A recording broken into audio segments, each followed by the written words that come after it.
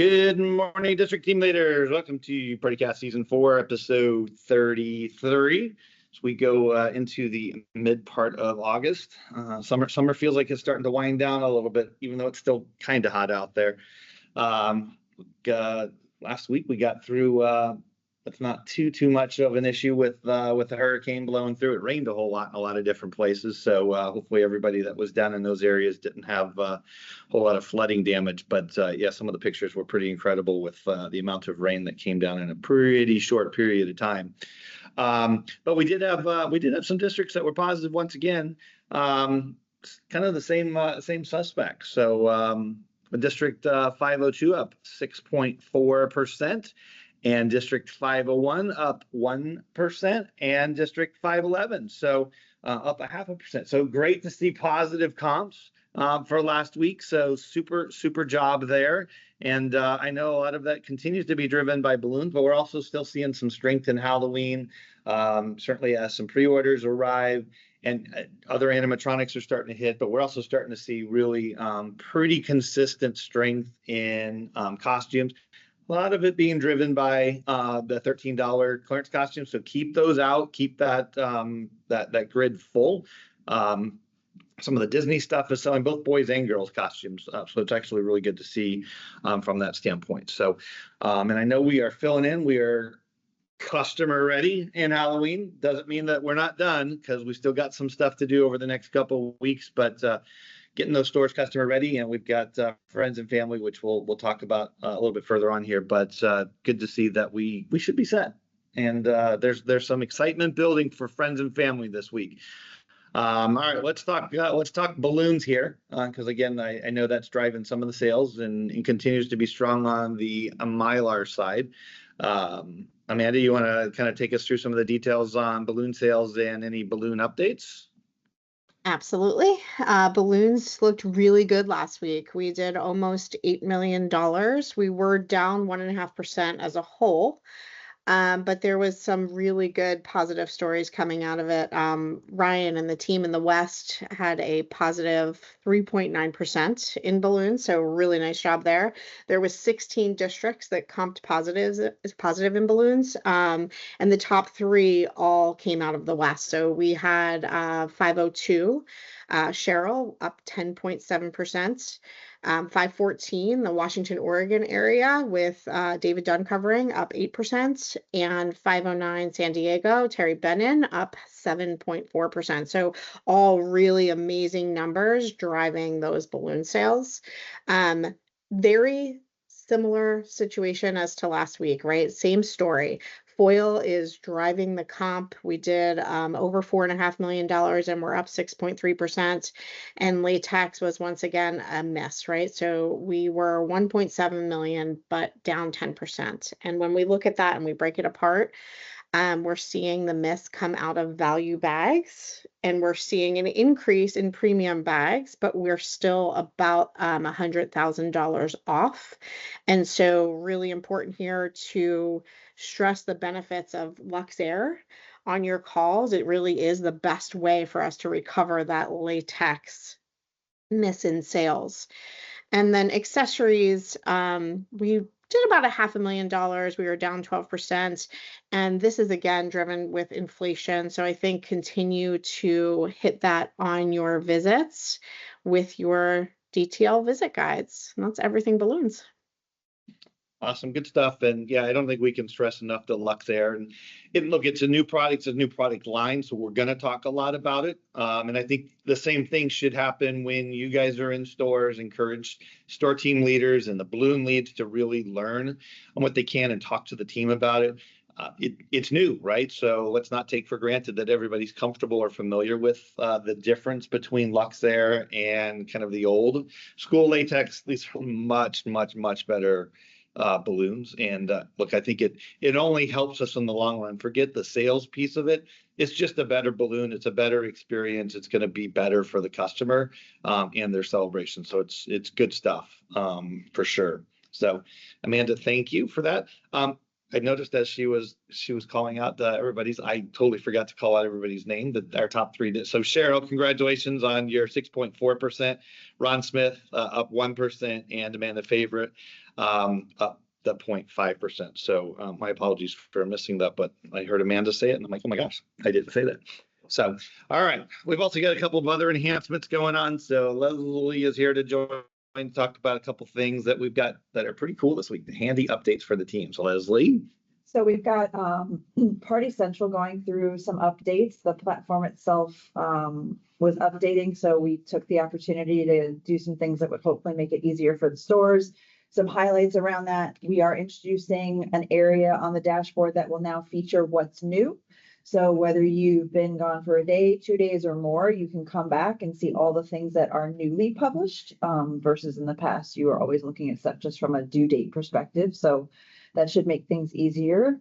We also have, in a timely fashion, a new way to announce system status alerts, that they'll be front and center on the top of the dashboard when you log in. It's very bright yellow and red, letting you know that something is wrong, and then you can just click straight into the communication. And we also took the opportunity to go through and reevaluate how are we naming things within the reference library and documents overall, and reorganized in a more intuitive store speak sort of way. And we also, as we were laying things out, really made sure to pay attention to how will this show up not only on your desktop, but how will it show up on a handheld device, to ensure it's easy to read and the most important stuff comes up first. So that is all launched this morning, and just some highlights on that front. Excellent. Anything else? Yeah, we also, in 2 days, we will be launching something called line item refunds. This is something that we piloted both with Amanda Favorite and Guillermo. So thank you to those districts for helping us pilot and learn from this. But what's very cool about this is today, our stores could be faced with challenges like getting a phone call from a customer that says, hey, I just got my delivery and I got everything, but there were no cups. Or I brought my balloons home and an hour into the party, a few of them started deflating. And there's scenarios where, we obviously first line of defense is, oh my gosh, I can get something out to you ASAP from an Uber. But there are some customers that might be like, I don't want a replacement, just refund those cups, or just refund me for those couple of balloons. And today a store would have to go in and create a ticket, and it's just administrative, it's dragged out. And most importantly, the customer doesn't get instant gratification. So line item refunds is a function within the app that will allow you in these scenarios to line item refund those items for customers. And some of the coolest things we've seen is like over a 50% drop in the number of tickets stores have had to submit on this topic. So really looking forward to this, because what's in it for the customer and what's in it for us is just benefit all the way around. Yeah, that's a huge win. So these features are a long time coming, that's for sure. They've been on the drawing board for maybe since the beginning, but this is good. Nice job with this, and this will be a win for the stores. I know the feedback from Guillermo's and Amanda's districts were extremely positive, so we certainly will look forward to that. And DTLs, I obviously would love to hear some additional feedback as you guys are in stores and this goes live this week, really on both those items. Yeah, share what you're seeing and hearing from the team. Is there anything else we're missing on both, right? On the dashboard, what else would the stores like to see on Party Central dashboard? What are the thoughts? It is a cleaner, it's just a cleaner, more modern look to the dashboard itself. It's probably not as colorful as it was before, but I think it's more functional in a kind of the same way, is that it's just easy to navigate to a lot of stuff, and there's just not a lot of visual clutter on there. So I think that'll be a big win also, just from a navigation standpoint, and certainly the simplified prefixes on a lot of those things that I know we talked about earlier in the year on one of the monthly business updates. So that is now coming to fruition. So it's really good to see that happening. So 2 big wins. And again, details, we'd love to hear your feedback, what you're hearing and seeing from the stores this week, because that's ultimately who matters most. They're the customers for this. So good stuff. Thanks, Leslie. All right, Amanda, I know we talked about customer ready date. We talked about this when the details were here. And that doesn't mean we're done though. That means there's still more stuff to do over the course of the next couple of weeks leading up to Labor Day and then beyond. So why don't we talk about where we are with Halloween and additional transition steps and what they see going on, as well as a couple of other things on your mind. Absolutely. I think there's three main things I wanted to talk about with Halloween transition, definitely leading that. And then also just some of the new support resources that have come out, and of course, our friends and family event. So going into transition, I think as we go into week 5, we're at that space where we're customer ready, where we have what the customer needs. They can come in and shop summer, patriotic, or Halloween, and we have the best of all things. And when we look at the sales, we are seeing some significant Halloween sales. We did about $1.3 million last week. We're up 48%. And 2 of the 3 departments were positive comping. Generic was really close. It was just down about 3%. So when we look at this week's transition, we have in our Party City stores about 20 foot left outside of that seasonal sell down space that needs to set. And then this week, stores are also going to be setting up grids, right? Whether it be weapons, apparel, election. Stores had the ability to choose which grids they were utilizing in which ways early on. So at this point, those 3 should be the ones that we need to set this week. And then they're also resetting 5 panels on the queue. And we did that in waves, right? To make sure that we had exactly what the customer needed at the time that the customer needed it. When we look at what they need to accomplish in addition, at this point, by the end of today, stores would have their window banners installed. So that's exciting. You can call out to our customer that we are in the Halloween business and ready to go. And then just a really quick reminder that all Halloween is available on the web starting today. So as long as it's available, it is available to purchase on the web. So that is going to be a great driver incrementally. This is almost 30 days earlier than we have done years past. So really great story there. When we turn over to a support standpoint, we're looking at the ops package that was made available today. And there's a lot of resources in there. So I would really challenge the teams to spend some time really looking through them.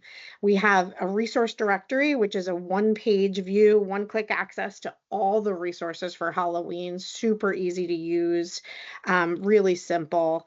There's a planning calendar that gives you a 3-month overview of what's happening in each month at a high level, and then a countdown tool that goes into that September, October 2-month little bit of deeper view. We had looked at some of those and thought, well, could we reduce one of those? And the reality is we sent it out to a couple STLs and got really good positive feedback on it. And so we're looking for even more feedback. If there's something that you guys think you need, let us know. The last thing is the strategy guide, right? This is the full Halloween strategy. Everything is linked in there, and it's a really great reference tool. When you're not sure what the answer is, you should be able to get into that reference guide and see it. And each area of the business is broken into 3 sections, we'll say. So there is a key date section for each department. There is a Halloween specific strategy section, and then there is links to any of the everyday documents that we believe you may need to reference or may want to reference just for the everyday standard. And then the last thing from a Halloween standpoint really is the event, right? So we have friends and family event this week, super exciting. And you've seen a lot of the information on it, but just to kind of reinforce it, we are going to be having a friends and family on 8/15. It is going to be that the discount is all day long, right? So customers that come in are going to receive 31% discount on their entire transaction, right? You guys are going to see your stores receiving a scan sheet that is coming on Wednesday for the Thursday event. And then between 6 and 8, there's really an event. And that event is going to be what the store engages in. And so really important here as we kick off the Halloween season, we want to be really involved. This is an opportunity where, yes, we're asking stores to set up a table, to put out the giveaways, to set up a space for children to color. But it's all going to be how we engage with how well it really does. And so getting excited, working with our customers and really letting them know that this is the kickoff of our Halloween season. And so we want it to be exciting for them, making sure that every kid is super excited as they leave with a Halloween bucket and some candy. It's like trick or treating in August. That's so cool. And is able to color and just have a good time while mom or dad are shopping. And so with that, we're going to be doing a raffle also. And we will be, you're going to see all that direction that came out into Party Central today if you're listening to this on Monday, 8/12. With that, we are doing a lot of marketing also. There is a lot of influencers that have been recording in our stores, and I'd be remiss if I did not send out a special thank you to the 6 DTLs that had set up to have the influencers hosted in their stores, and that is Mark Szymborski, Sly Markovic, Ron Smith, Sean Dixon, Lisa Valenti, and Mike Longi. Really big thanks to you guys, because we are able to show our customer exactly what we're all about, being customer ready for Halloween. So have an amazing event this week. I would ask that each of you share images on the DTL thread as you're in your stores during this event, really helping the stores and the customers celebrate the kickoff. Love it. Good stuff. And look, we're gonna learn some stuff from this friends and family event that maybe we can do later on in the season again too. We also wanted to keep the quote event fairly simple for the store. So I think the team has done a good job of laying out what to put together, how to put it together, and still making it really easy for the store teams to execute. So Amanda, thanks for walking everybody through it. It's cool to see. I saw tons of people posting on LinkedIn over the weekend with the friends and family invitation, if you will. Look, this is a great opportunity that if we can drive AOV throughout the day on Thursday, that we can, make that 31% really worth it to drive extra footsteps and transactions and transaction size, AOV, during the event throughout the entire day. So huge opportunity for us to have a big week in sales and to really kick off the Halloween category sales for the season this week. So take full advantage of it. Continue to, tell your friends and family along with all of your stores, and really talk that up throughout the course of the week. A couple of last things just to leave you guys with. I know everyone loves to talk about pods, but I would be remiss if I don't continue to remind everyone on the opportunity that we have. Trust me, I get that freight has been extremely heavy. And then when you factor in some of the candy deliveries that have been coming in, which in many cases are measured in the pallets, not just the cases. So I know there's a ton of stuff coming into the stores, and pods is probably the least of the things that you want to deal with. But if you haven't already ordered to bring them back, please make sure you do that so you can get that scheduled. And then as they're arriving in the stores, just walk your store team leaders through where they can fit that in. So on days that we're working freight, great, let's work freight. On days that we don't have freight, let's make sure that we can, even if it's box by box, pull that stuff from the pods. Or I was talking to, I think it was a DTL or one of the regional directors last week about, if you've got a bigger back room, and I know not everyone does, bringing that stuff in so you can sort it like a truck and get it out to the floor faster to be able to get it where you want it to go. Take advantage of store item locator and getting that stuff in and scanned into the areas. Not only can you ASN receive, but you can pack away receive into areas as well. So you can take pack away boxes and move it directly into a store item locator location. So it's easy to get those things where you need them to be and then locate them later to be able to fill in and backfill, but get rid of that pod. Again, I think I put this and we shared with the SRDs that, this is more than $250,000 of expense for the rest of the year just in pods, by getting rid of them by the beginning of September. We have even more that can come from the reduction of like containers, especially because in a lot of cases we're paying rent to the landlord for those. So there's still a ton of dollars that we can really manufacture from an expense standpoint in the back half of the year by getting through these, as well as driving sales by getting the product out onto the sales floor. So it's kind of a win-win in both ways. We did post the delivery schedules for the Labor Day week, so it's well in advance, so that as you're thinking about schedules with your teams, there are no deliveries on Labor Day. So it'll just shift that week, which is probably not too different than what we've seen in previous holidays, but that is already out there. And we haven't mentioned item of the week in a while. This week it's beach balls. It's a great $1 add-on item. Great way to just get out of these things here at the end of the season. So make sure everybody's talking about those. Again, it's just a great way to add an extra unit, add an extra $1 to each transaction.